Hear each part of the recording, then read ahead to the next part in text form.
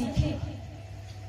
अनीति का हम खुलकर विरोध करें, अधर्म का हम विरोध करें। ये प्रेरणा हमें दीप यज्ञ के ये दीपक प्रदान करते हैं।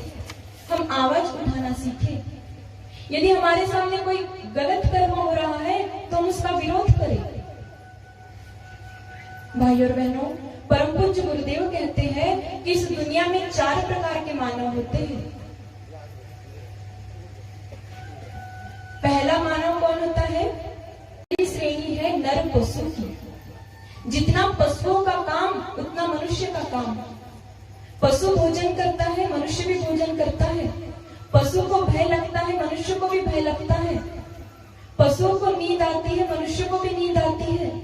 पशुओं के भी बच्चे हो जाते हैं, मनुष्य के भी बच्चे हो जाते हैं। जितना पशु का काम उतना मनुष्य का काम।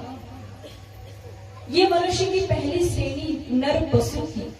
गुरुदेव कहते हैं धर्मेण हीना पशु भी समाना। जो व्यक्ति धर्म से हीन है वो पशु समान है। मनुष्य की पहली श्रेणी नर पशु। मनुष्य की दूसरी श्रेणी है नर पिशाच। इसमें कौन लोग आते हैं?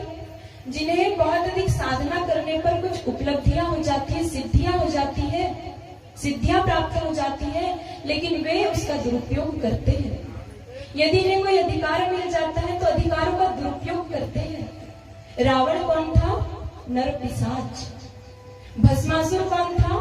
नर पिशाच। ये मनुष्य की दूसरी श्रेणी नर पिशाच। मनुष्य की तीसरी श्रेणी होती है सामान्य मानव की। इसमें कौन लोग आते हैं? इनके जीवन का एक ही सिद्धांत होता है, जियो और जीने दो। इन्हें दुनिया से कोई मतलब नहीं होता, समाज से कोई मतलब नहीं होता। ऐसे लोग ये भूल जाते हैं कि आज यदि गांव में कहीं आग लगी है तो वो आग हमारे घर तक भी आएगी, उससे हमारा घर भी बच नहीं सकता। इस बात को भूल जाते हैं। ऐसे लोग भूल जाते हैं कि आज यदि समाज में कहीं अनीति हो रही है, अधर्म हो रहा है, तो उससे हमारा घर, परिवार और हमारे घर की माता बहनें भी सुरक्षित नहीं रहेगी। सब कुछ भूल जाते हैं और अपने स्वार्थ में जीवन जीते हैं। ये सामान्य मानव कहलाते हैं। परम पूज्य गुरुदेव कहते हैं आज दुराचार क्यों बढ़ रहा है? क्यों बढ़ रहा है आज दुराचार? क्योंकि आज सदाचार चुप है। दुराचार बढ़ता है कब?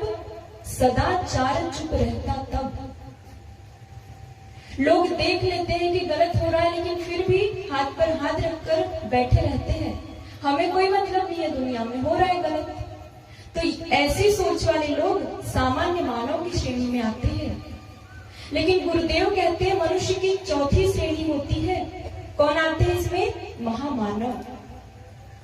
और महामानव के जीवन का एक ही शुद्ध सिद्धांत होता है कि हम दूसरों का कल्याण कैसे करें। निरंतर परमार्थ के भाव होते हैं महामानव के जीवन में। उनके जीवन का एक ही सिद्धांत होता है वयम राष्ट्र जागृयाम पुरोहितम। हम वो पुरोहित हैं जो राष्ट्र को जीवंत और जागृत बनाकर रखेंगे। महामानव के जीवन का एक ही सिद्धांत होता है न त्वम कामय राज्यम न सौख्यम न पुनर्भवम कामय दुख तप्तानाम प्राणी नामार्थ गण्यम। क्या कहते हैं महामानव?